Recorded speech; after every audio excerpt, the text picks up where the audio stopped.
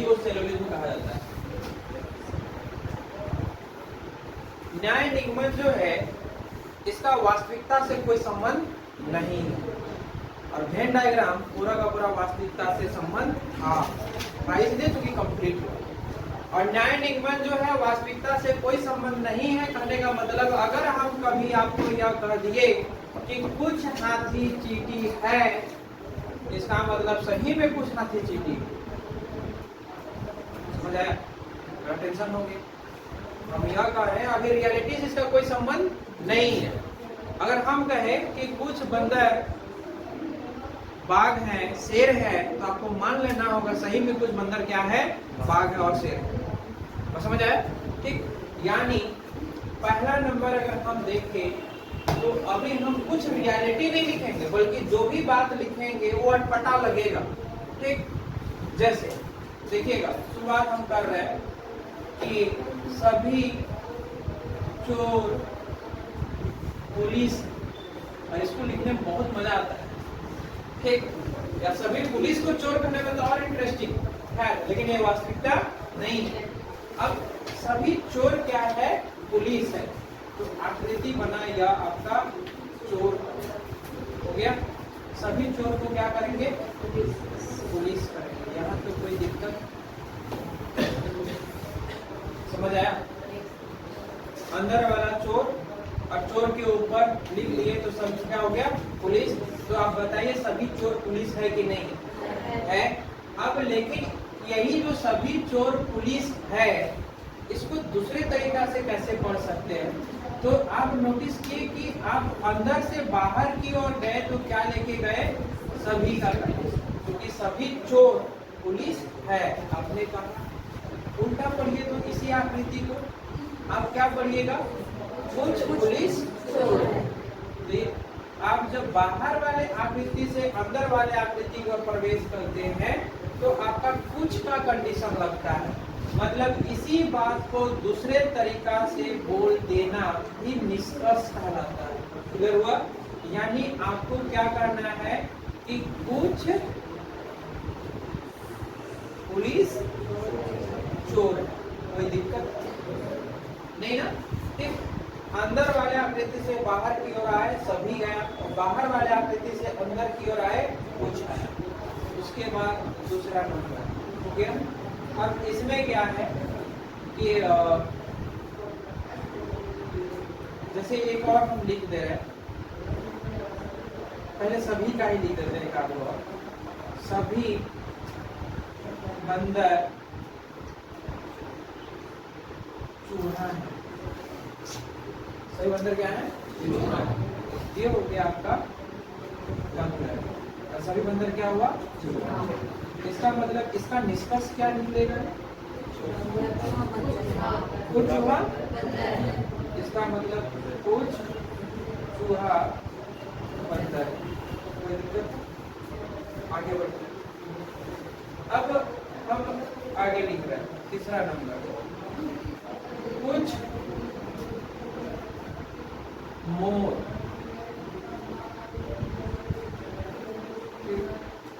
गधा है। कुछ मोर कैसा है, गधा। और गधा कहते के साथ साथ आपके चेहरे में स्माइलिंग आ गया। सोचिए ना कितना इंटरेस्टिंग है। अगर कोई आपको कह दे, बात को समझने का समझिएगा, आप जो है ना शेर के जैसा लगते हैं तो कितना गर्वान्वित महसूस कर रहे हैं ना, भाई हमको शेर कह दिया। उल्टा सुनिए, कुत्ता के जैसा बिहेव क्या कर रहे हो, टेंशन हो गया, हम कुत्ता बोल दिया। भाई जानवर तो दोनों है, मीनिंग समझे? लेकिन किसी में आपको जो है गर्वान्वित महसूस होता है और किसी में शर्मिंदगी महसूस होता है। अगर गलती से बाघ का नाम ही अगर कुत्ता होता तो तुम कुत्ता के जैसा दिख रहे हो ना, तब भी हम लोग खुश होते। बस समझ आया? तो थोड़ा ख्याल रखिएगा। ठीक, चलिए देखते हैं। अब कुछ मोर कैसा है, गधा है। तो पहले तो हम मोर बनाए और कुछ मोर को क्या करना है, गधा करना है। इसका दूसरा तरीका से क्या पढ़ना, दूसरा तरीका, ये तो इधर से गए तो क्या आप कह सकते कुछ गधा मोर है। क्लियर हुआ? एक बात और बोल रहे हैं, आप तो यह भी देख रहे होंगे ना, इधर का जो पार्ट है और इधर का पार्ट है, तो बहुत लोगों का मन में ऐसा चल रहा होगा कि कुछ गधा ऐसा है जो मोर नहीं है। नहीं लगा? इस साइड से देखिए तो इधर का गधा और इधर का मोर, कुछ गधा ऐसा है जो मोर नहीं है, ऐसा भी तो लग रहा है ना। लेकिन एक बात तो सुनिएगा, बचपन से हम लोग को यही कहा गया है कि पॉजिटिव रहना है, नेगेटिव नहीं रहना है। पढ़ने आए हैं का सोच के नौकरी लगेगा कहो के, जान जाते हैं कि सुबह नौकरी नहीं लगे तो पढ़ने आते, तो नेगेटिव में चलना नहीं, हमको खाली पॉजिटिव चलना है। समझ आया? ठीक। तो आज के बाद ऐसा आकृति दिखेगा तो नेगेटिव नहीं पढ़ना है, पॉजिटिव पढ़ना है। हो गया ना? ठीक, आगे बढ़ते हैं। 4 नंबर में सेम टू सेम ही लिख देते हैं। कुछ हाथी चींटी है का बोलते हैं, ये हो गया आपका हाथी और ये क्या हो गया चींटी। क्या पढ़िएगा? कुछ चींटी हाथी है। इधर हुआ। अब क्वेश्चन नंबर 5 में क्वेश्चन क्या मतलब जोड़िए। अब कुछ पहाड़ मछली नहीं है, कुछ पहाड़ मछली नहीं है। उससे पहले ना आपको कंफ्यूजन ना हो, इसलिए कुछ को हमने कोई में बदल दिया, कोई पहाड़ मछली नहीं है।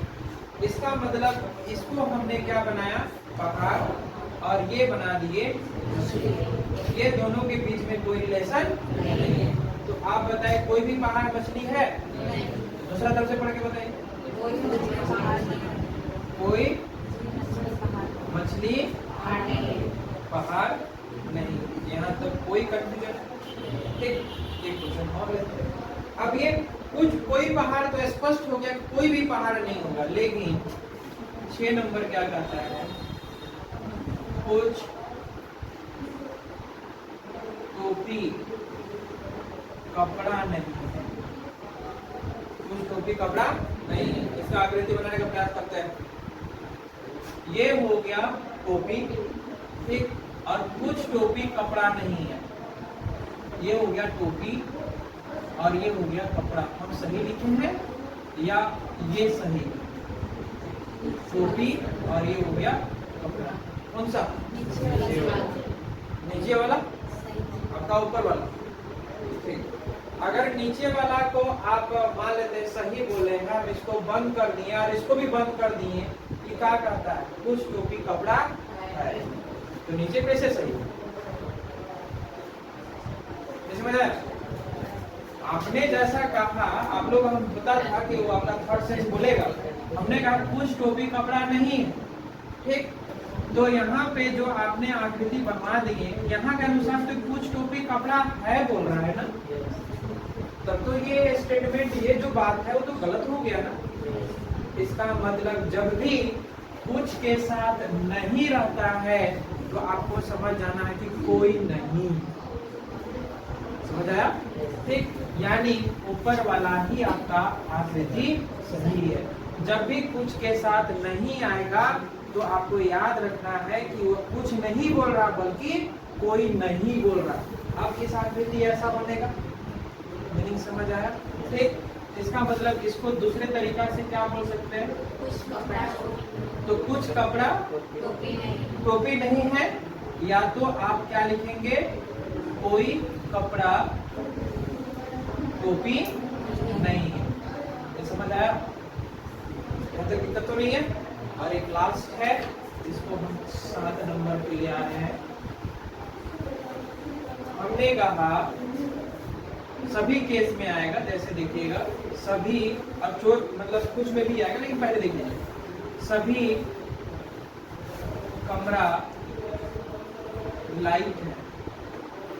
सभी कमरा क्या है? लाइट है। ये हो गया कमरा और ये हो गया सभी कमरा कैसा है?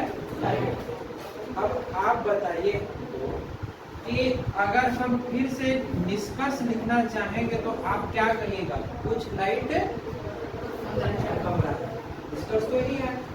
लेकिन अगर निष्कर्ष में हम लिख दिए कि सभी कमरा लाइट है, तो ये जो बात और ये जो बात बोले हैं वो सेम सेम नहीं होंगे, एकदम हूबहू लिखा हुआ है। तो जो हूबहू लिखा हुआ रहता है निष्कर्ष में, इसको निष्कर्ष ना बोल के हम लोग पूर्ण कथन बोलते हैं। अब कथन क्या? कथन जो शुरुआत में लिखा हुआ बात, इसी को कथन बोलते हैं। ये जो शुरू में हम बात लिख रहे हैं इसी को कथन बोलते हैं, अंग्रेजी में स्टेटमेंट बोलते हैं। ये हो गया आपका कथन, ये हो गया कथन, ये हो गया कथन, क्या हुआ? ठीक, ये हो गया कथन और ये हो गया आपका कथन। यानी जो क्वेश्चन जो हमसे पूछा गया उसी को निष्कर्ष के रूप में लिखेगा तो उसको हम लोग निष्कर्ष नहीं कहते, बल्कि उसको पूर्ण कथन कहते हैं। और पूर्ण कथन किसी का निष्कर्ष नहीं हो सकता है। बात समझ आया? जैसे एग्जाम में अगर प्रश्न आए कि 2 + 6 क्या होता है, तो आप क्या करिएगा? 8 होता है।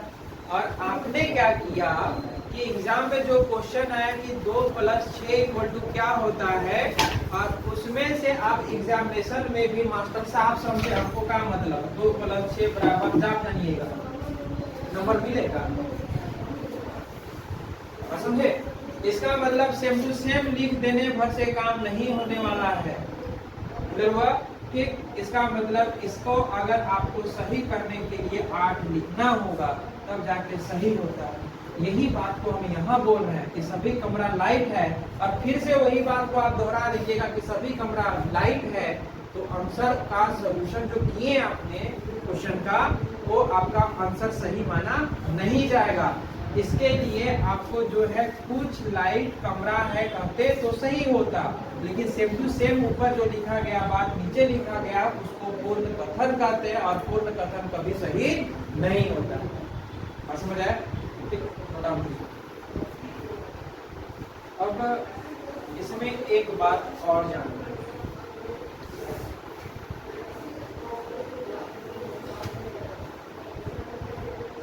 जिसमें एक कथन रहता है, उसमें 2 या 3 स्टेटमेंट दिए जाते हैं, और साथ साथ निष्कर्ष रहता है। निष्कर्ष नंबर 1, निष्कर्ष नंबर। कथन के अनुसार से डायग्राम बनता है, वो आकृति बनेगा कथन के अनुसार, और इस आकृति का वेरिफिकेशन करेगा निष्कर्ष 1 और निष्कर्ष 2 या निष्कर्ष 3। अगर दोनों में से कोई एक निष्कर्ष गलत हो गया, ठीक, या ऐसे कहिए आप, या ऐसे बोलेंगे ना तब भी समझ नहीं आएगा, तो क्या करते हैं कि डायग्राम हम लोग कथन से बनाएंगे और उसका जजमेंट सिर्फ निष्कर्ष करेंगे। ठीक, फिलहाल ये ऐसे होगी, उसके बाद धीरे धीरे करके वो स्टेप आएगा तो हम समझाने में सुविधा होगा। इसीलिए हम पहला क्वेश्चन आपका ले रहे हैं। एक ये कथन है, और सभी पहला वाला सभी से लेते हैं। सभी पेन पेंसिल, सभी पेन कैसा है? पेंसिल, ये पहला वाला। ठीक, उसके बाद सभी पेंसिल रबर, ठीक है, और इसका निष्कर्ष ये, कुछ पेंसिल पेन और ये कुछ रबर, ये पेन, ये। अब हम लोगों को करना क्या है, सो देखिएगा। अभी हमने कहा कथन से बनेगा आकृति, इसी को डायग्राम होगा। तो पढ़ते कैसे? इसको 1 और ये 2 कर लीजिए निष्कर्ष। सभी पेन पेंसिल, ये हमने बनाया पेन, और सभी पेन को क्या बनाए? पेंसिल। यहाँ तक तो कोई दिक्कत नहीं। उसके बाद नीचे लाइन कहता है कि सभी पेंसिल कैसा है, ये हो गया। अब पेन को मत देखो, जिससे तुलना करवा रहा है उसे करिए। अब कहता है कि सभी पेंसिल कैसा है, रबर है, तो सभी पेंसिल को हमने बना दिया, कोई दिक्कत आकृति पर। अब इसी आकृति को इस निष्कर्ष में आपका सही होगा तो सही, गलत होगा तो गलत। कुछ पेंसिल पेन है, पेंसिल यह है और ये पेन है, जिसके बारे में बात हो रही है।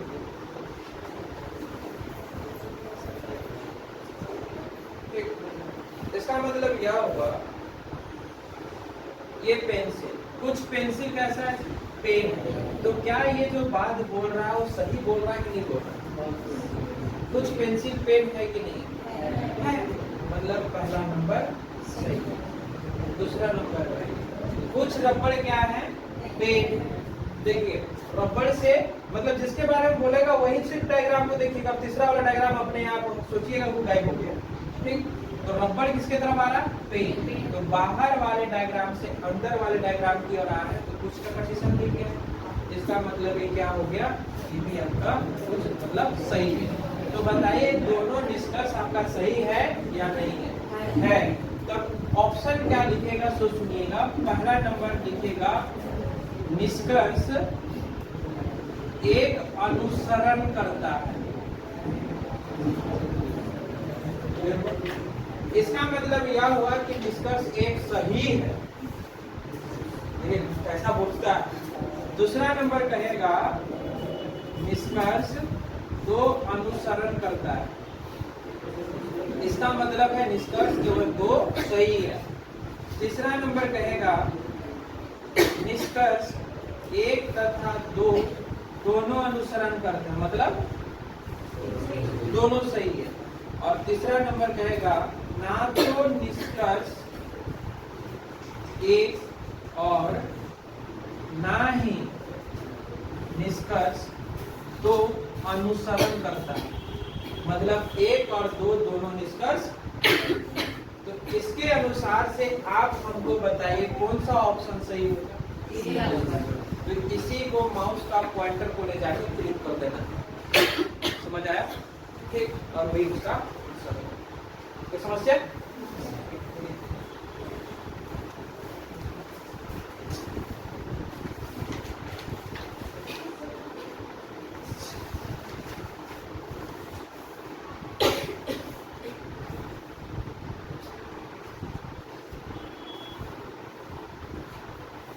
इतना बढ़िया से देख के आइए, ज्यादा नहीं कर कुछ कर